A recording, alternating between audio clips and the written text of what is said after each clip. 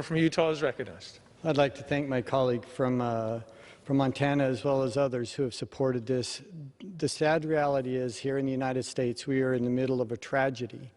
It's a tragedy that's particularly painful for our youth and our veterans, as so many of them have experienced suicide and left tragedies behind for them and their families.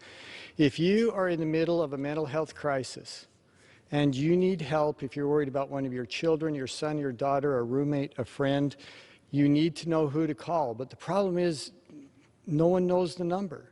And the second problem is the number is different. If you're calling in Salt Lake City, it's a different number than if you're calling in New York or if you're calling from California or even another part of Utah. This fixes this, which is why I rise to support Senate Bill 2661. I'm so pleased working with, again, my colleagues that after 4 years of working on designating this 3-digit number, a legislation which, by the way, it was based on something that we did in Utah about 4 years ago, we're finally going to pass this bill to do just that. Imagine this, every 11 minutes, somebody in the United States commits suicide. Not attempts suicide, actually commits suicide, leaving behind devastation of broken hearts and broken families and friends. It used to be that if I spoke to a group and said, how many of you, let's say a group of 100, how many of you have been impacted by someone you know or love, you care about, who has attempted suicide or committed suicide? 5 or 6 years ago, maybe a few hands would come up.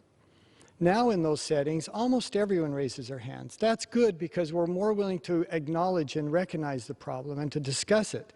But the truth is that most of us have been affected in one way or another by someone we know, someone we care about. It's heartbreaking, as I said, not only for the lives that are taken, but the family and the friends who are left behind to mourn that terrible loss, as too many of us have been impacted by suicide and a very real need to do something about it. And this bill does. By designating 988 as a nationwide hotline number, we increase the accessibility. If your house is on fire, call 911. If you need the police, call 911. If you're in the middle of a mental health crisis, 988 is going to get you help. It's going to immediately give you someone to talk with, and in special cases where intervention is necessary, to give you that resource as well. I ask my colleagues here in the House and thank my colleagues in the Senate, join with them in helping those people who need our help, the most vulnerable, again, as I started out by saying, particularly among our youth and our veterans. And with that, Mr. Speaker, I yield back. The gentleman reserved.